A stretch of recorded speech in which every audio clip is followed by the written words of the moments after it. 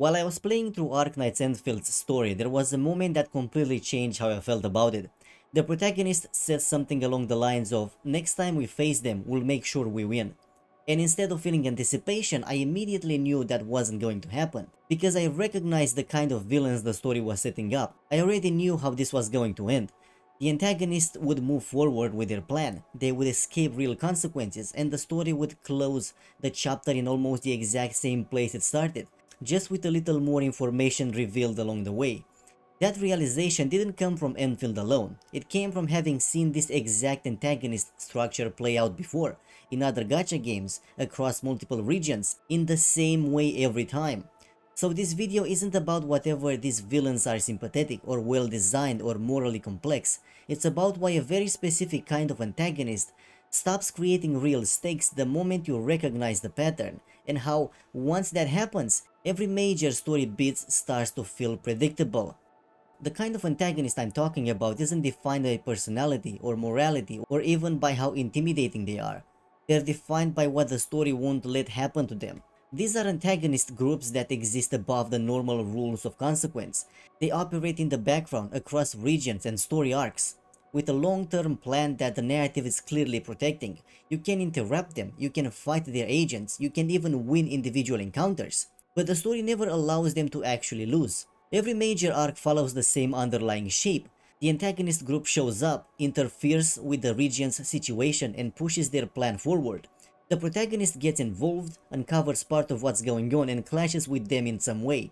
And no matter how that arc ends, the outcome is always the same. The antagonists walk away with progress. Sometimes it's framed as a narrow escape, sometimes as a sacrifice that doesn't really matter, sometimes as a revelation that this was all expected. But the result never changes. The story resets the board just enough to move on, while keeping the antagonist group intact, mysterious, and one step ahead. The status quo survives. The long-term plan remains untouched. At first, this structure feels deliberate. It creates the illusion of scale. It suggests that the conflict is bigger than any single region or chapter. You're meant to feel like you're part of something ongoing, something that will eventually pay off. The problem is that the structure never evolves. Because the antagonists are designed to persist indefinitely, the story can't afford real consequences. It can't let their plan collapse, it can't let them be decisively outplayed, and it definitely can't let the protagonist meaningfully change the direction of the conflict. So every confrontation becomes provisional. You're not stopping anything, you're not delaying anything, you're observing it. And once you realize that, the tension starts to drain away. Because if the story has already decided that the antagonists must survive every arc, then the outcome of each one stops being a question. The details may change, the setting may change, the cast may change, but the ending doesn't. That's the point where this kind of villain stops functioning as a source of stakes, not because they're weak, but because they're too protected by the narrative itself. And once that protection becomes visible, everything that follows starts to feel less like conflict and more like ritual. The real problem with this kind of antagonist doesn't show up immediately. At first, everything still feels dramatic. The confrontations are tense, the dialogue carries weight. When the characters promise to stop the antagonist next time, it sounds meaningful. But the moment you recognize the pattern, something subtle shifts. You stop wondering if the antagonist will succeed and starts wondering how the story is going to justify it this time. The uncertainty disappears, anticipation turns into bookkeeping. Every major story beat starts to feel pre-solved. When the protagonist vows that they'll win next time, it no longer builds hype, it drains it. Not because the character is wrong to say it, but because the story has trained you not to believe them. You already know the confrontation won't resolve anything. You already know the antagonist group will escape with progress intact. So you're not watching to see what changes, you're watching to see what stays the same. That shift matters because tension depends on possibility. The sense that things could go either way is what makes conflict feel alive. When that possibility disappears, the story doesn't collapse all at once. It slowly flattens. Scenes still play out, music still swells, cliffhangers still appear, but they stop landing emotionally because you can feel the rails underneath them. What's left is a kind of ritualized conflict. You go through the motions of discovery, confrontation, and partial resolution, knowing the outcome won't meaningfully alter the larger story. Progress becomes cosmetic, losses become temporary, victories become technicalities. And once you reach that point, the story hasn't failed, it's simply revealed its limits. That's when engagement shifts from curiosity to endurance. You're no longer asking what's going to happen, you're asking how long is this going to keep going like this? That realization hit me hard in Enfield. That moment where the protagonist talks about facing the antagonist again, about making sure they win next time. And the thing is, I didn't doubt the character's resolve for a second. What I doubted was the story. I knew immediately that this wasn't going to happen. Not only would they fail to stop the antagonist, but the antagonist would walk away having accomplished what they came for. The confrontation would resolve, the scene would end, and the larger plan would move forward exactly as intended. And the reason I knew that wasn't because of Endfield alone, it was because I've already seen this play out years ago. When I was still playing Genshin Impact, this was the first time this structure really stood out to me, even before I fully understood why it bothered me. The main antagonist group was moving across the world collecting the Gnosis one by one. We were clearly told these were dangerous figures, responsible for serious harm and long-term consequences, and yet nobody really tried that hard to stop them. Sometimes the Gnosis were taken, sometimes they were handed over. At the time it felt strange in a way I couldn't fully articulate. As a player with a broader view of the story, I could sense that these antagonists weren't being framed as purely evil. They were probably working towards some greater goal, maybe even trying to save the world in their own way. But the characters inside the story wouldn't know that. From their perspective, this should have been an existential threat, a group of powerful figures moving unchecked, gathering artifacts tied directly to the world's stability. You'd expect urgency, resistance, escalation. Instead, the story treated their progress as inevitable. As I learned more about writing and storytelling, it became clear what was happening. The antagonists weren't allowed to fail. The story needed them intact for the long haul, so every conflict was designed to resolve without actually stopping them. Then Wuthering Waves came along. In many ways, it improved the Genshin formula. Combat felt sharper, presentation was stronger, certain narratives elements were more focused, but when it came to the antagonist, the structure didn't change at all. It was the same setup, a shadowy group with a long-term plan, morally grey motivations, confrontation that looked decisive on the surface, but never altered the trajectory. You clash with them, you win in the moment, and yet somehow everything still unfolds according to their plan. So when I saw the same shape emerging in Enfield even this early, it wasn't just disappointing, it was deflating. Because at this point I don't need to see the entire arc play out to know where it's heading. I've already seen how this story ends, not with failure, not with victory, but with the antagonist moving on, unchanged, and the narrative quietly resetting itself for the next region. And once you reach that point, once you can recognize the ending before the story even gets there, the tension is already gone. Now, to be clear, this doesn't mean that everything inside these stories becomes predictable or unsatisfying. This game still tells smaller stories, regional conflicts, side characters, personal arcs, and many of these can be genuinely well written. In fact, some of them work really well.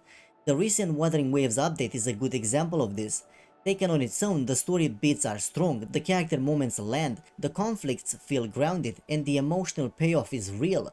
On a moment-to-moment level, it's engaging.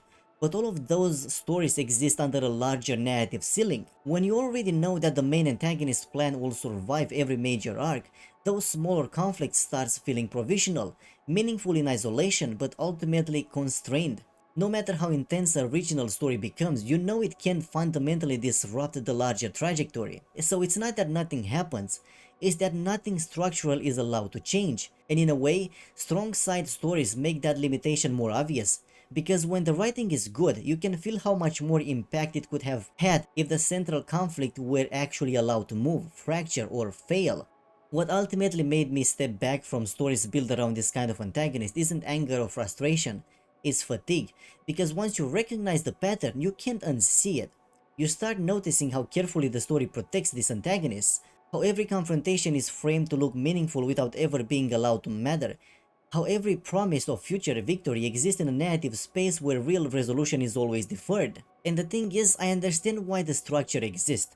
Live service games need long-term villains. They need an overarching threat that can survive years of updates, new regions, new characters, and shifting tones. From a production standpoint, these antagonist groups are incredibly convenient. They give writers a constant narrative anchor. They justify movement across the world, they keep the main conflict open-ended, but convenience comes at a cost. When antagonists are never allowed to lose, the story loses its ability to surprise. When every arc ends with progress preserved and consequences softened, conflicts stop feeling dangerous. And when players can predict the outcome of major story beats before they happen, engagement quietly drains away.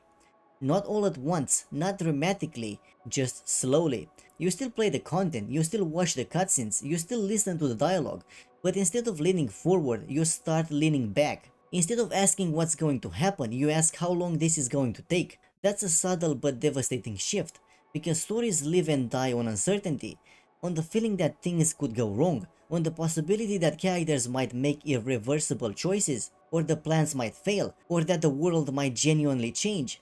This antagonist structure removes that uncertainty by design.